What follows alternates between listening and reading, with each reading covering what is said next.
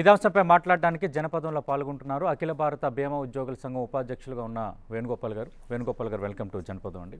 Right, 49% విదేశీ పెట్టుబడులను ఆకర్షించేలా దానికి అవకాశం కల్పించే బిల్లుకు చాలా ఫాస్ట్గా పావులు కదుపుతోంది. మనం చూస్తున్నాము మోడీ సర్కార్. ఏం జరగబోతోంది, మీకు అభ్యంతరం ఏంటి?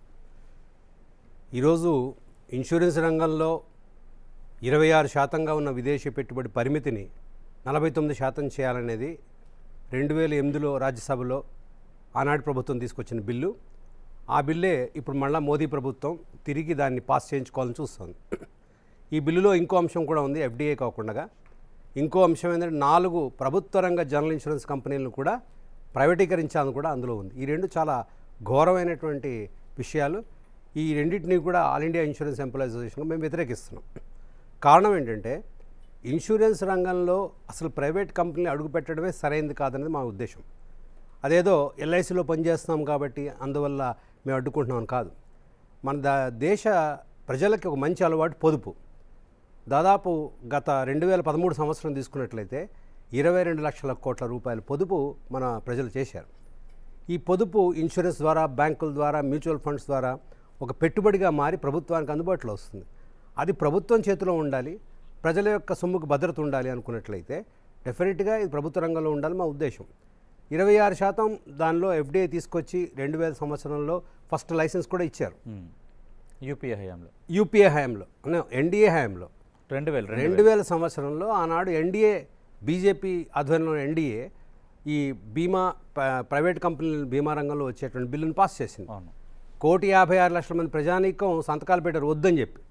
వాళ్ళని వినకుండా ప్రవేశపెట్టింది. ఆనాడున్న కాంగ్రెస్ ప్రభుత్వం యొక్క మద్దతుతోటి, కాంగ్రెస్ అపోజిషన్ పార్టీలో కాంగ్రెస్ యొక్క మద్దతుతోటి బీజేపీ ప్రభుత్వం ఆ రోజు ఆ బిల్లుని పాస్ చేయించుకుంది. కానీ 26%గా ఉన్నటువంటి ఆ పెట్టుబడి వాళ్ళ సరిపోదం లేదనేది ఈరోజు ప్రైవేట్ కంపెనీలు చెప్తున్నాయి. అందువల్ల ఇది సరైనది కాదని మా ఉద్దేశం. ఎందుకంటే ఈ 23 లక్షల కోట్లలో దాదాపు 8 లక్షల నుంచి 9 లక్షల కోట్ల రూపాయలు ఇన్సూరెన్సు, బ్యాంకులు, మ్యూచువల్ ఫండ్స్లోకి వస్తాయి. ఈ 8 లక్షల కోట్లు ప్రభుత్వం చేతిలో ఉంటే ప్రాజెక్టులకి వాటికి పెట్టుబడులు పెట్టగలదు ప్రభుత్వం. ఇది ప్రైవేట్ వాళ్ళ చేతిలోకి, అది కూడా విదేశీ పెట్టుబడి చేతిలోకి వెళ్ళినట్లయితే మన దేశ ప్రజల పొదుపు విదేశీ పెట్టుబడి చేతిలో వెళ్ళడం కన్నా ఘోరం ఇంకోటి లేదు. అందువల్లనే దాన్ని మేము వ్యతిరేకిస్తున్నాం. 26% కాదు, 49% కాదు, అసలు విదేశీ పెట్టుబడి చేతిలోకి దేశ ప్రజల పొదుపు వెళ్ళడానికి వీలేదని మా యొక్క ఉద్దేశం. రైట్, వేణుగోపాల్ గారు, చాలామంది ఫోన్ కాల్ సిద్ధంగా ఉన్నారు ఇదే అంశంపై మాట్లాడడానికి. భూపాల్పల్లి నుంచి కిరణ్ గారు మాట్లాడండి. Hello sir. నమస్తే. వేణుగోపాల్ గారితో మాట్లాడండి. నమస్కారం సార్. నమస్కారం కిరణ్ గారు, చెప్పండి. ఇప్పుడు బీమా రంగంలో ఈ ఎఫ్డీఐల వల్ల ఎల్ఐసి వంటి మెయిన్ సంస్థకు ప్రాబ్లం వస్తుంది అని నా అభిప్రాయం. ఎందుకంటే ఎల్ఐసి ఆల్మోస్ట్ మన ఇప్పుడున్న బీమా రంగంలో మొదటి స్థానంలో ఉంది. అవును. అలాంటి ప్రభుత్వ రంగంకు మెయిన్ ప్రాబ్లం వస్తుందని నా అభిప్రాయం. చెప్పండి. అందులో మెయిన్ గా ఇప్పుడు ఇన్సూరెన్స్ రంగంలో ఎల్ఐసి ప్రథమ స్థానంలో ఉంది. అది ప్రభుత్వకి ఆల్మోస్ట్ 1000 కోట్లకు పైన డివిడెండ్ కూడా ఇస్తుంది. అలాంటి సంస్థ కుదేలైపోతుందని నా అభిప్రాయం. దానివల్ల ఎంతో మంది ఏజెంట్లుగా పనిచేస్తున్న వాళ్ళకు కూడా నష్టం జరుగుతుందని నాకు అనిపిస్తుంది సార్. కిరణ్ గారు, ఒక విషయం కిరణ్ గారు, ఈరోజు విదేశీ పెట్టుబడి అనేది భారతదేశంలో ఉన్న ప్రైవేట్ ఇన్సూరెన్స్ కంపెనీల్లో మాత్రమే ఉంది. ఎల్ఐసి ఈనాటికి కూడా ప్రభుత్వం చేతిలో 100% ప్రభుత్వం యొక్క అజమాయిషీలో ఉంది. అయితే చాలామంది అడిగేది ఏంటంటే ఎల్ఐసిలో ఎఫ్డీఐ రానప్పుడు ఇన్సూరెన్స్ ఉద్యోగులు, ఎల్ఐసి ఉద్యోగుల సమస్య ఏంటి, ఎల్ఐసి ఏజెంట్ల సమస్య ఏంటని. కానీ ఎల్ఐసి ఉద్యోగులుగా, ఏజెంట్లుగా మేము ఆలోచించేది ఏంటంటే ఇది దేశ ప్రజల యొక్క పొదుపు. ఇది మన కంపెనీలో ఉండాలి తప్పిస్తే, మన దేశం కంట్రోల్లో ఉండాలి తప్ప విదేశీ పెట్టుబడి చేతిలోకి వెళ్ళడం కరెక్ట్ కాదు. కాబట్టి ఆ ప్రైవేట్ కంపెనీల్లో ఉండేటువంటి విదేశీ పెట్టుబడి పెంచడం అన్నది కూడా ఇది ఆ విధంగా ప్రజల పొదుపును వాళ్ళ వైపు తీసుకెళ్తుంది కాబట్టి అది కరెక్ట్ కాదని. అందువల్ల ఆ విధంగా వాళ్ళ బలం పెరిగితే ఎల్ఐసి యొక్క బిజినెస్ తగ్గే అవకాశం కూడా ఉంది. ఆ విధంగా ప్రభుత్వానికి వచ్చేటువంటి పెట్టుబడి కూడా తక్కువ అవుతుంది. కాబట్టి రెండు విధాలా నష్టపోతున్నాం. అందుకని కిరణ్ గారు చెప్పిన విషయం వాస్తవం. ఈ విదేశీ పెట్టుబడిని మనం అంగీకరించడం సరైనది కాదు. రైట్, మరో కాలర్ ఉన్నారు ఖమ్మం నుంచి ఉపేందర్ గారు మాట్లాడండి. Good morning sir. Good morning. Venugopal గారితో మాట్లాడండి. Good morning sir. యాక్చువల్గా ఎఫ్డిఐని మోడీ ప్రభుత్వం తీసుకురావడం అనేది దురదృష్టకరం అండి. అవును. ఎఫ్డిఐని తీసుకురావడం వల్ల మన దేశంలో మళ్ళీ బ్రిటిష్ వ్యవస్థ వస్తుందేమో అనే పోకడ మళ్ళీ తెరరేపుతున్నారు వాళ్ళు. మనం యూపీఐ హయాంలో అవినీతి జరిగింది అంటున్నాం. అవినీతి జరిగినా ఒక రేంజ్ వరకే జరిగింది అది. వీళ్ళ అవినీతి జరిగితే వేరే దేశం వచ్చి మన దేశాన్ని మని పరిపాలించేలాగా మారేటట్టుంది. వాళ్ళు 29% అంటే ఎఫ్డిఐని ఆకర్షించారు ఎవరు? యూపీఏ వాళ్ళు. ఇప్పుడు వీళ్ళు 49 వరకు అవకాశం ఇస్తున్నారు. ఇలా అవకాశం ఇచ్చుకుంటూ అలాగా సార్. ఇప్పుడు ఒక మన హైదరాబాద్ తీసుకుంటే కొన్ని ప్రైవేటు కంపెనీలు కానీ బ్యాంకులు కానీ సంవత్సరానికి కొన్ని లక్షల కోట్ల రూపాయలు వెత్తేస్తున్నాయి. అంటే పేదల నుంచి సొమ్ము స్టోర్ చేసుకొని అవే కంట్రోల్ చేయలేకపోతున్నారు. రేపు ఎఫ్డిఐలు ఆహ్వానిస్తే ప్రైవేట్ సంస్థలు వచ్చి మన దగ్గర పెట్టుబడి పెడితే మన వాళ్ళ బీమా కంపెనీలలో డబ్బులు పొదుపు చేసుకున్నప్పుడు అది గవర్నమెంట్ ఎలా కంట్రోల్ చేయగలుగుతుంది? ఓకే ఉపేంద్ర గారు, దానిపైన కూడా మాట్లాడదాం. మరో కాలర్ సిద్ధంగా ఉన్నారు, తిరుపతి నుంచి మోహన్ నాయుడు గారు మాట్లాడండి. గుడ్ మార్నింగ్, వేణుగోపాల్ గారితో మాట్లాడండి. వేణుగోపాల్ గారు నమస్తే. చెప్పండి సార్. ఇప్పుడు 26% బీమా రంగం అవకాశాలు అంటే కంపెనీ డెవలప్ అవుతుంది, అభివృద్ధి కూడా.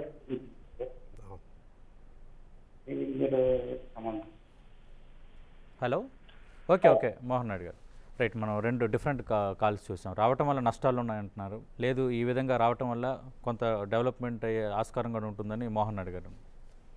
ఇప్పుడు 2 విషయాలు, విదేశీ పెట్టుబడి కానీ భారతదేశానికి అవసరమా లేదా అన్న ఒక జనరల్ ప్రశ్న వేసినట్లయితే, విదేశీ పెట్టుబడి ఎక్కడొచ్చినా మేము ఒప్పుకోం అనే పరిస్థితి all India insurance employees association మేము తీసుకోవట్లేదు. ఓకే. పాయింట్ ఏంటంటే, ఎక్కడైతే కొత్త టెక్నాలజీ మన దేశానికి వస్తుందో, ఎక్కడైతే అక్కడి నుంచి కొత్త ప్రొడక్ట్స్ ఏమైనా వస్తాయో, ఇక్కడ కొత్త ఉద్యోగాలు ఏమైనా కొద్దిగా వచ్చే అవకాశం ఉందో, ఇవన్నీ ఉన్న చోట అయితే మనం ఆ విదేశీ పెట్టుబడిని మ్యానుఫ్యాక్చరింగ్ సెక్టర్లో ఉత్పత్తి రంగంలో మనం ఆహ్వానించవచ్చు.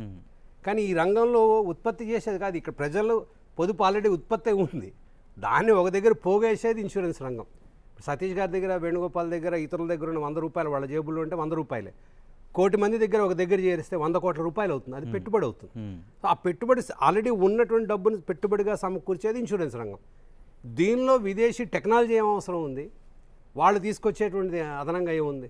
ఉదాహరణకి ఈరోజు టెక్నాలజీ తీసుకున్నట్లయితే life insurance corporation of India 1994 నుంచే కొత్త టెక్నాలజీని తనకు తాను అభివృద్ధి చేసుకుంటూ ఈరోజు దేశంలో ఉన్నటువంటి 24 జీవిత బీమా కంపెనీల్లో నంబర్ 1 టెక్నాలజీ యూసేజ్ ఉపయోగించేటువంటి కంపెనీగా ఎల్ఐసి ఉంది.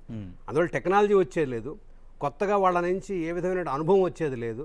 భారతదేశంలో ఉండే ప్రజలకు కావాల్సిన ఇన్సూరెన్స్ ఏం కావాలన్నది అమెరికా నుంచి వచ్చినవాడును బ్రిటన్ నుంచి వచ్చినవాడు చెప్తాడా, భారతదేశంలో ప్రజల యొక్క అవసరాల గురించి చెప్తామా? అంటే ఏ విధంగా చూసినా సరే ఇటువంటి రంగంలో ఎక్కడైతే పొదుపు ఆల్రెడీ తయారై ఉందో దాన్ని ఒక దగ్గర చేర్చి ప్రభుత్వానికి ఇవ్వాలో అక్కడ అదనంగా టెక్నాలజీ వాళ్ళు తీసుకొచ్చేది లేదు, వాళ్ళ నుంచి మనం ఆశించేది కూడా లేదు. అంటే ఈ రంగంలో విదేశీ పెట్టుబడి అనేది అవసరం లేదు. రెండో, ఎల్ఐసి ఇప్పటికే టెక్నాలజీని సమకూర్చుకుని ఉంది.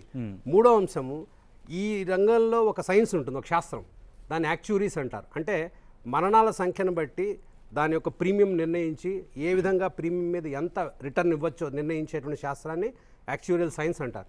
సో భారతదేశంలో ఉన్నటువంటి యాక్చురీస్లో 186% మంది ఎల్ఐసిలో ట్రైనింగ్ అయ్యి మిగతా కంపెనీలు వెళ్ళిన వాళ్ళు తప్ప మిగతా వాళ్ళు తయారు చేసి ఎల్ఐసికి ఇచ్చింది ఏం లేదు. అందువల్ల ఈ దేశంలో ఉండేటువంటి ఆ శాస్త్రం, ఈ దేశంలో ఉండే ప్రజల గురించి తెలుసుకోవటం, ఈ దేశంలో ప్రజల పొదుపు దగ్గర చేర్చడం, ఇది దేశంలో ఉండే కంపెనీ చేయొచ్చు తప్ప విదేశీ పెట్టుబడి రావాల్సిన అవసరం ఈ రంగంలో అస్సలు లేదు. విదేశీ కంపెనీలు మన దేశ ప్రజలకు భరోసా ఇవ్వవు అని అంత ఖచ్చితంగా మీరు ఎలా చెప్పగలరు, ఇంకా ఆ మూమెంట్ లేకుండా? మన దేశంలో ప్రజలకు భరోసా ఇవ్వలేవు అన్నది 2 విషయాలు.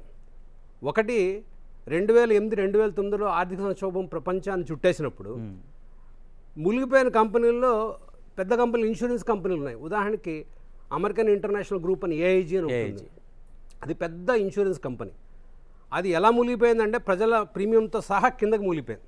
అంటే స్టాక్ మార్కెట్లో విపరీతంగా పెట్టుబడి పెట్టేసి అడ్డగోలుగా మొత్తం మూలిపోయింది. మూలిగిపోతే అక్కడ ఉన్న ప్రభుత్వం వాళ్ళకి చేయూతనిచ్చి పైకి తీసుకొచ్చి ఆల్మోస్ట్ దాన్ని నేషనలైజ్ చేసినంత పని చేసింది అక్కడ ప్రభుత్వం, జాతీయం చేసినంత పని. అట్లా మూలిపోయిన బెయిల్అవుట్ ఇవ్వక తప్పలేదు. అట్లాగే ఏగాన్ ఇన్సూరెన్స్ కానీ వాళ్ళ యూరోప్లోని ప్రభుత్వం ఇచ్చింది వాళ్ళకి. ఈ విధంగా ఫారిన్ కంపెనీ ఏవైతే ప్రజల యొక్క పెట్టుబడుల్ని తమ మార్కెట్లో పెట్టుకుని వాడేసుకున్నాయో వాళ్ళకి ఈ టెక్నాలజీ గురించి ఈ యొక్క విషయాల గురించి రక్షణ గురించి వాళ్ళు మాట్లాడే హక్కు లేదు వాళ్ళు ఇక్కడికి వచ్చి ఈ విధంగా మేము మీ భారతీయులకు సొమ్ముకు రక్షణ ఇస్తామని చెప్పడం నమ్మేది లేదు. అందుకనే ఈరోజు భారతదేశంలో ఉన్న ఇన్సూరెన్స్, ముఖ్యంగా లైఫ్ ఇన్సూరెన్స్ రంగంలో వాటాలో 74% ఎల్ఐసికి ఉంది, ప్రైవేట్ కంపెనీ లేదు అంటే ప్రజలకు పూర్తిగా ధీమా ఎల్ఐసి మీద ఉంది తప్పిస్తే ఈ ప్రైవేట్ కంపెనీల మీద లేదు, వీడు వెనుకున్న విదేశీ పెట్టుబడి మీద కూడా లేదు. ఈ నమ్మకం నమ్మట్లేదు ప్రజలు. రైట్, మరొక కాళ్ళు ఉన్నారు వేణుగోపాల్ గారు. హైదరాబాద్ నుంచి గిరిధర్ గారు మాట్లాడండి. సార్ నమస్కారం అండి. నమస్తే గిరిధర్ గారు. సార్ మీరు సరే ప్రతి పాలసీని తప్పు అది ఇది అంటుంటారండి, ఎవరు చేసినా కానీ 60 సంవత్సరాల నుండి మినిమం మనకి మంచినీళ్ళు సిటీలో దొరకవు, ఇలాంటి ఫ్రీ అన్నిటికీ ఫ్రీ కావాలంటారు. వితౌట్ మనీ అండ్ పని చేయకుండా శాలరీస్ తీసుకోవాలని మాట్లాడరు. లక్షల శాలరీస్ తీసుకొని మొన్న 8th మన ఫైనాన్షియల్ కంపెనీస్ అన్ని బ్యాంకులు ఇవన్నీ స్ట్రైకులు చేస్తాయి. వాళ్ళే స్ట్రైక్ చేసినప్పుడు ఏంటంటే ఎనీ నీడ్ టు స్ట్రైక్. దీనికి మీ ప్రశ్న నాకు అర్థం కాలేదు. ఇప్పుడు మీరు మోడీ తీసుకున్న పాలసీ అండి 46 కి చేయమని చెప్పారు అనుకోండి, అది వాళ్ళ పాలసీ అండి. వాళ్ళ లివింగ్ స్టాండర్డ్ చూస్తే, మోడీ లివింగ్ స్టాండర్డ్ చూస్తే ఏదైనా ఒక మిడిల్ క్లాస్ లివింగ్ స్టాండర్డ్ లో ఉన్నారు. అంటే గిరిధర్ గారు 49% విదేశీ పెట్టుబడులను ఇన్సూరెన్స్ రంగంలో తీసుకురావడానికి మోడీ సర్కార్ చేస్తున్న ప్రయత్నాన్ని ఆహ్వానిస్తారా? హలో, అదే మీకు వచ్చిన సూటిగా మీరు అడగవలసిన ప్రశ్న అడగండి. వాళ్ళు 30-40 సంవత్సరాలు హార్డ్ వర్క్ చేసి వాళ్ళ ప్రిన్సిపల్స్ చెప్పి వాళ్ళు అధికారంలోకి వచ్చారండి. వాళ్ళ లివింగ్ స్టాండర్డ్ చూస్తేనేమో మన ఏంటంటే ఒక క్లర్క్ రేంజ్ లో వాళ్ళు బతుకుతున్నారండి వాళ్ళ ఫ్యామిలీస్ అని. వాళ్ళకి ఏమి బుర్ర లేదు, మాకే బుర్ర ఉంది. 60 సంవత్సరాల నుండి నీళ్ళు ఇవ్వలేకపోయామండి. ఓకే, ఒక్క నిమిషం గిరిధర్ గారు, ఒక్క నిమిషం. రైట్, అంటే మోడీ ప్రభుత్వం వచ్చింది చాలా ఏళ్ళ తర్వాత, వాళ్ళ ఫ్యామిలీ కూడా చాలా సింపుల్గా ఇది చేస్తుంది. బట్ తీసుకున్న నిర్ణయాలన్నీ ప్రజా వ్యతిరేక నిర్ణయాలని ఎలా అంటారని అది బేసిక్గా ఆయన అడుగుతుంది. ఇప్పుడు సింపుల్ విషయం ఏంటంటే మోదీ ప్రభుత్వం తీసుకొచ్చిందే కాదు ఇది కాంగ్రెస్ ప్రభుత్వం తీసుకొచ్చినటువంటి చట్టం, కాంగ్రెస్ ప్రభుత్వం తీసుకొచ్చిన బిల్లు. ఆ విషయం మనం గమనించాలి. 2008లో బిల్లు తీసుకొచ్చింది యూపీఏ ప్రభుత్వం. ఆనాడు బీజేపీ దీన్ని వ్యతిరేకించింది. ముఖ్యంగా విదేశీ పెట్టుబడి ఇన్సూరెన్స్ రంగంలో రావడం అనేది చాలా దుర్దినం అనేది మోదీ గారు అన్నారు ఆ రోజు. అందువలన ఈ బిల్లులో మోదీ గారు తీసుకొచ్చారు లేకపోతే కాంగ్రెస్ తీసుకొచ్చారు అనే సమస్య కాదు, లేదా మోదీ గారు సింపుల్ లివింగ్ కరెక్ట్ అయి ఉండొచ్చు, సమస్య లేదు అందులో. కానీ దాని గురించి కాదు మనం మాట్లాడేది. దీని కాంగ్రెస్ ప్రభుత్వం తీసుకొచ్చిన బిల్లు 2008లో దాన్ని ఆ రోజు బీజేపీ వ్యతిరేకించింది. రెండో విషయం, అప్పుడు స్టాండింగ్ కమిటీ కూడా వ్యతిరేకించింది. పార్లమెంటరీ స్టాండింగ్ కమిటీ కూడా దీన్ని వ్యతిరేకించినప్పుడు ఆ స్టాండింగ్ కమిటీకి అధ్యక్షత వహించింది ఎవరయ్యా అంటే యశ్వంత్ సిన్హా గారు. యశ్వంత్ సిన్హా గారు ఎవరు? బీజేపీ హయాంలో ఆర్థిక మంత్రిగా ఉన్నారు, బీజేపీ నాయకులు. అందువల్ల బీజేపీయే దీన్ని వ్యతిరేకించింది. అట్లాగే ఈరోజు స్వదేశీ విచార్ మంచ్ కానీ ఇటువంటివన్నీ కూడా దీన్ని వ్యతిరేకిస్తూ వస్తున్నాయి. బీజేపీకి దగ్గరగా ఉండే బిఎంఎస్ అనేటువంటి ఆ ట్రేడ్ యూనియన్ కూడా దీన్ని వ్యతిరేకిస్తూ వస్తుంది. అందులో మోదీ గారు చేసే ప్రతిదాన్ని వ్యతిరేకించడం, మోదీ గారు దీన్ని వ్యతిరేకించారు. నా పాయింట్ అది. ఇప్పుడు దీన్ని ఈ 49% చేయడం అనే దాన్ని 2008లో వచ్చిన దాన్ని మోదీ గారు వారి పార్టీయే వ్యతిరేకించి ఆ రోజు ఈ బిల్లు పాస్ అవడం విషయంలో, దాన్ని ఆపడం విషయంలో వాళ్ళు కూడా సహకారం చేశారు ఆ రోజు. అందువలన ఇదేదో కొత్తగా మోడీ గారు తీసుకొచ్చాను కాదు. ఇందులో సమస్య ఏంటంటే ఈరోజు విదేశీ పెట్టుబడి యొక్క ఒత్తిడి భారతదేశం మీద పెరుగుతున్నప్పుడు ఆ రోజు కాంగ్రెస్ వాళ్ళు దానికి లొంగారు, ఈరోజు బీజేపీ ప్రభుత్వం లంగుతోంది. అది సరైనది కాదని నేను చెప్పట్లేదు. మైఖేల్ స్పెన్స్ అనేటువంటి ఒక ఆర్థిక శాస్త్రవేత్త వరల్డ్ బ్యాంకు ఒక నివేదిక తయారు చేసినప్పుడు ఆయన ఇలా రాశాడు ఏంటంటే, ఏ దేశానికి కావాల్సినటువంటి పెట్టుబడి అయినా సరే, ఆ ఆర్థిక ప్రగతిలో పెట్టుబడి అయినా సరే ప్రజల పొదుపు నుంచి రావడం అనేది ఉత్తమం తప్ప విదేశీ పెట్టుబడి మీద ఆధారపడడం సరైనది కాదు. ఆ ప్రజల పొదుపును కాపాడుకోండి అని ఆయన చెప్పింది. అందువల్ల ఈరోజు ప్రపంచ బ్యాంక్ కూడా విదేశీ పెట్టుబడులను జాగ్రత్త పడడం చెప్తోంది. రైట్, మరో కాలర్ ఉన్నారు వరంగల్ నుంచి బద్రిప్రసాద్ గారు మాట్లాడండి. నమస్కారం సార్. నమస్తే. నమస్తే వేణుగోపాల్ గారు. నమస్కారం సార్. నమస్తే చెప్పండి బద్రిప్రసాద్ గారు. సార్ ఒక చిన్న రిక్వెస్ట్ నాది. చెప్పండి. అసలు ఎల్ఐసి ఇంతటి స్థాయికి రావడానికి పాలసీ హోల్డర్స్ ముఖ్యం సార్. కరెక్ట్గా చెప్పారు. అయితే ఇప్పుడు ఈ మోదీ గారు కాంగ్రెస్ పార్టీ ఇటువంటి చర్చలు పక్కన పెట్టండి దయచేసి. నేను అడిగేది ఏంటంటే పాలసీదారులకు సంబంధించిన ఆర్థిక పరిస్థితి ఏంది, వాళ్ళు నెలకు ఎంత సంపాదిస్తున్నారు, వాళ్ళ ఖర్చులు పోను ఎంత, వాళ్ళు బీమాకు ఖర్చు పెట్టగలుగుతారు అంటే చేయగలుగుతారు అవును. అనేది కాకుండా ఈ ఏజెంట్లు పోటీతత్వంతో వాళ్ళ ఆర్థిక పరిస్థితి కాకుండా ఒక ప్రీమియం కట్టించి 5 లక్షల పాలసీ 10 లక్షల పాలసీ చేసుకుంటూ నెక్స్ట్ ప్రీమియం కట్టలేని పరిస్థితుల్లో చాలా మంది డబ్బులు పోతున్నాయి. ఇటువంటి వాటిని అంటే ఏజెంట్లు కానీ బీమా రంగ సంస్థ ఉద్యోగులు కానీ ముందుగా పాలసీ హోల్డర్ల మీద కాన్సన్ట్రేషన్ చేస్తే అవును విదేశీ పెట్టుబడులు కానీ ఆ పెట్టుబడులు ఇవన్నీ ముందుగా ఇక్కడ సామాన్య జనం డెవలప్ అవుతారు, వాళ్ళకు కూడా బీమా సౌకర్యం మంచిగా. ఓకే ఓకే ఓకే భద్రప్రసాద్ గారు, రైట్. అంటే పాలసీదారుల యోగక్షేమాలకు సంబంధించి మాట్లాడు. బేసిక్గా ఇన్సూరెన్స్ రంగంలో అమ్మేది ఎల్ఐసి కానీ ఇతర ప్రైవేట్ కంపెనీలు కానీ అమ్మేది పాలసీ అంటే ఇమ్మీడియట్గా మనకు కనబడే ఒక వాచ్, ఒక సెల్ ఫోను కనిపించేది కాదు. అది అమ్మేది ఒక ప్రామిస్, ఒక హామీ. ఆ హామీని నిలబెట్టుకోవడం ధీమా. ఆ హామీని నిలబెట్టుకోవడంలోనే ఒక ఇన్సూరెన్స్ కంపెనీ యొక్క గొప్పతనం ఆధారపడి ఉంటుంది. హామీ నిలబెట్టుకోవడం ఎక్కడ కనిపిస్తుంది అంటే ఒకటి క్లెయిమ్ చెల్లించేప్పుడు. మిగతా కంపెనీలతో పోల్ చేసినట్లయితే ఎల్ఐసి యొక్క క్లెయిముల చెల్లింపు 99.6% క్లెయిముల చెల్లింపు ఉంది. అందువల్ల క్లెయిముల చెల్లింపు అనేది గీట్రాయిగా మనం తీసుకున్నట్లయితే ప్రపంచంలోనే నెంబర్ 1 కంపెనీగా లైఫ్ ఇన్సూరెన్స్ కార్పొరేషన్ నిలబెడుతోంది. అయితే ప్రజల యొక్క శక్తి ఎంత, ఆదా చేసే బీమా చేసే శక్తి ఎంత, ఆ మేరకు చేయడం అనేది అది వాస్తవం. ప్రతి ఇన్సూరెన్స్ కంపెనీ, ముఖ్యంగా ఎల్ఐసి, ఇన్సూరబుల్ ఎంత ఇన్సూరెన్స్ చేయొచ్చు అనేదాన్ని లెక్క వేసే పాలసీ హోల్డర్ నుంచి చేయించాలని చూస్తారు తప్పిస్తే అదనంగా చేసేది ఉండదు. అక్కడెక్కడ ఉన్నట్లయితే దృష్టికి తీసుకొస్తే ఎల్ఐసి దృష్టికి తీసుకుని యాక్షన్ తీసుకుంటారు. రైట్. కానీ ఈరోజు ఉన్నటువంటి ఒక అపప్రద ఏంటంటే భారతదేశంలో చాలా తక్కువ ఇన్సూరెన్స్ వ్యాప్తి ఉంది అని అంటున్నారు. కానీ అమెరికాలో ఇన్సూరెన్స్ వ్యాప్తి 3.2% ఉంటే భారతదేశంలో 3.1% ఇన్సూరెన్స్ వ్యాప్తి ఉంది. అందువల్ల దాదాపు అమెరికాకు దగ్గరలోనూ జర్మనీ కన్నా ఎక్కువ భారతదేశంలో ఇన్సూరెన్స్ వ్యాప్తి ఉన్నది మాత్రం అది వాస్తవం. అంచేత ప్రజల పొదుపుకి ఎంత ఉందో ఆ మేరకే ఇన్సూరెన్స్ కూడా జరుగుతున్నది కూడా వాస్తవం. ఇందాక ఆయన చెప్పిన దాన్ని కూడా మనం గుర్తుపెట్టుకోవాలి. రైట్. అంటే దాదాపు 36 కోట్ల పాలసీదారులు ఉన్నారు అనేది ఒక గణాంకం ప్రకారం. అంటే మొత్తం దేశ జనాభాలో 1/4 ఎల్ఐసి. చాలా మంది ఏమంటారంటే అసలు భారతదేశంలో పాలసీదారులు చాలా తక్కువ ఉన్నారంటారు. కానీ భారతదేశం యొక్క జనాభా 120 కోట్లు అయితే 120 కోట్ల మంది దగ్గర ఆదాయం ఉండదు. వాళ్ళలో స్కూల్కి వెళ్ళే వాళ్ళు, చిన్నపిల్లలు, 3 నెలల పిల్లల దగ్గర నుంచి 90 ఏళ్ళ వృద్ధులు, 80 ఏళ్ళ వృద్ధులు, వీళ్ళందరూ కూడా ఉంటారు. అందువల్ల ఇన్సూరెన్స్ పరిభాషలో ఇన్సూరబుల్ పాపులేషన్ అంటే ఇన్సూరెన్స్ చేయగల జనాభా అని వేరే ఉంటుంది. దాని లెక్కల ప్రకారం, లైఫ్ ఇన్సూరెన్స్ కౌన్సిల్ లెక్క ప్రకారం మన భారతదేశంలో ఇన్సూరెన్స్ చేయగల జనాభా 60 కోట్లే. ఈ 60 కోట్లలో దాదాపు 38 కోట్ల వరకు ఈరోజు ఇన్సూరెన్స్ అనేది ఎల్ఐసి యొక్క పూర్తి చొరవతో ఈరోజు ఇన్సూరెన్స్ జరిగింది. అందుకని భారతదేశంలో ఇన్సూరెన్స్ రంగంలో వ్యాప్తి అనేది గతం కంటే చాలా ఎక్కువగా ఉందన్న విషయం కూడా వాస్తవం. దీనిలో ఎల్ఐసి పాత్ర కీలకం అన్నది కూడా ఉన్నది. రైట్. అంటే వేణుగోపాల్ గారు, మరో అంశం అంటే ప్రైవేట్ సంస్థలు, కొన్ని సంస్థలు సౌకర్యాలు బాగుంటున్నాయి అంటే కస్టమర్స్ని రిసీవ్ చేసుకోవటంలో, వెంటనే వాటిని రెస్పాండ్ కావటంలో వాళ్ళ యొక్క తీరు బాగుంటుందని అనేవాళ్ళు కూడా ఉన్నారు. కానీ అది వాస్తవం నేను అనుకోను. ఎందుకంటే ఈరోజు ఎల్ఐసి టెక్నాలజీ తీసుకున్నట్లయితే ఒకప్పుడు నేను ఒక 70ల్లో అప్పుడు ఎల్ఐసి ఆఫీస్లో పనిచేసే రోజుల్లో పాలసీ హోల్డర్స్ క్యూలో ఉండేవారు. ఎందుకంటే అంతా మనం మాన్యువల్గా చేసేవాడు, చేతితో చేసేవాడు. కానీ 1994లో ఈ ప్రైవేటీకరణ, ఈ ప్రైవేట్ కంపెనీలు పోటీ రాకముందే 1994లోనే ఎల్ఐసి తన యొక్క టెక్నాలజీ అప్గ్రేడ్ చేసుకుంది. అందువల్ల వచ్చిన పాలసీ హోల్డర్ తన ఏదో ప్రీమియం నోటీస్ పట్టుకు రావాలని ఏం ఎక్కర్లేదు, నంబర్ చెప్తేనే అక్కడక్కడ రిసీట్ జనరేట్ చేసేది.